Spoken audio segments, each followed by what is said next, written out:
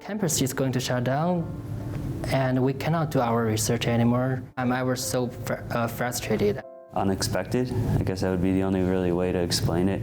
Delay our work, like we want to graduate early, but this effect on our work. From the beginning of this pandemic, we have to halt all our experiments, like we cannot even enter the lab. When you're doing research, it's more like you drive a car in the same speed, right? Everything is synergized very well, and then all of a sudden everything shut down.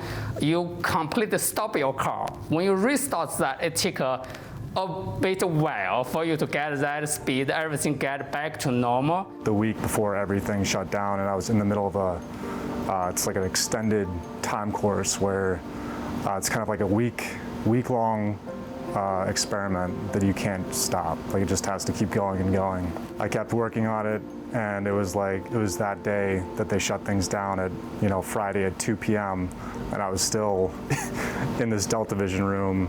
It's like a microscope room, just snapping pictures nonstop.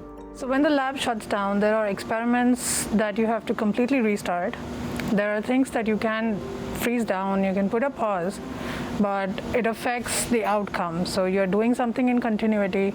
In our lab, I'm doing like biology stuff, like we are culturing cells, especially like cancer cells. I need to zero all the cells away because that time I was culturing 4 to 6 different kind of cancer cell lines.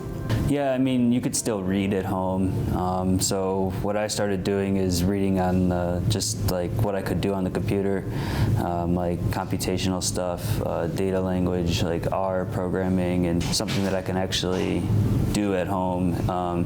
You could read about whatever papers you want, but at the same time, your like core project was shut down. And we didn't do a lot of the data analysis part of our research work rather than working in the lab setting. But we have one experiment that we couldn't stop in the middle, so we took the permission from the university. So in the special case, they give the permission for just 2 hours per day in the morning time, so that we could just continue. We're trying to overcome of that by read more, by prepare for what we will do in the futures. That's what we did during this period. And after 2 months and a half, we come back, but not every day. Like we did schedule for who will come this week, at least 2 in the lab. So because our lab is too big, so we have to arrange that. As the lab continued to be closed, the first thing that we were thinking about was how does this affect the career of my coworkers? So they are graduate students who need to get results for their PhD. They need to publish papers. They have to compete internationally, basically. And so that put them all into big jeopardy. Being the international student, I was like worried about how my research work is gonna be like. We could be able to run our lab again, because for me, the main source is my funding funding, right? So if I couldn't work in the lab, then obviously it might impact my whole life, not only the education part only. I told the people in my lab to work under the assumption that they would never do an experiment again.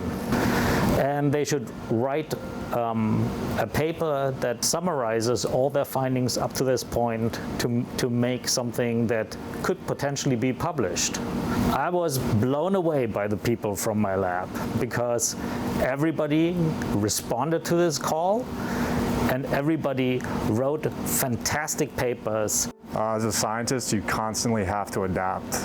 So you're presented with new information. You have to kind of change your thinking and then kind of react and do another experiment or think about something in a different way. And this is just kind of like an extension of that. It is difficult when you completely start something new and then you have to shut it down, right? It's a big halt, and especially if you talk about bench work and research, because it affects what you're doing. There are strains that we use, cell types, that get affected if you leave them for long term just like that. The other part is working, so it does set us back by months, not just by a few experiments. for the reopening stage, several graduate students took it upon themselves to reorganize the lab that it could operate safely. And you see there are markings all over the floor, there are signs all over the lab to remind people to wash their hands, how to wash their hands. And I think CSU has really done a nice job to help us out with masks and disinfectant wipes and so forth. We have designed our own system of social distancing since we cannot work as a full capacity all the time. So we have a shift system. Mentor and the students' relation, but it's a long-term one. I take care of them, and I make sure they are very well take care of them. For international students, I mean, they don't have relatives over here. I am their relative, so I always told them when you feel something's not right, I just give me a phone call, and so I can help you with the situation. So this way, they don't feel so scared, COVID-19 learned us what is the importance of our family, what is the importance of everything. Now when I talk to anyone, there is mask, there is distance. We appreciate our friends, we appreciate our family life. So yeah, it learned us a lot of that. I don't think curriculum is gonna affect anything with the COVID, but the mode of teaching might.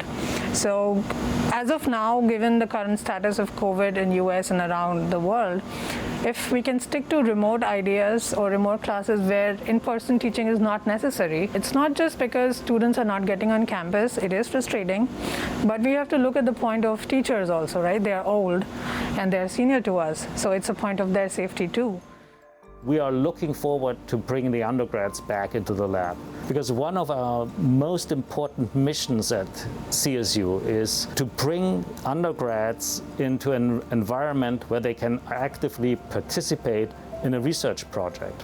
It's incredibly important that these students get an equal opportunity to participate in research as they would at any other research active university, and thereby be prepared to go to medical school, go into research, and have a true understanding of what genetics research looks like.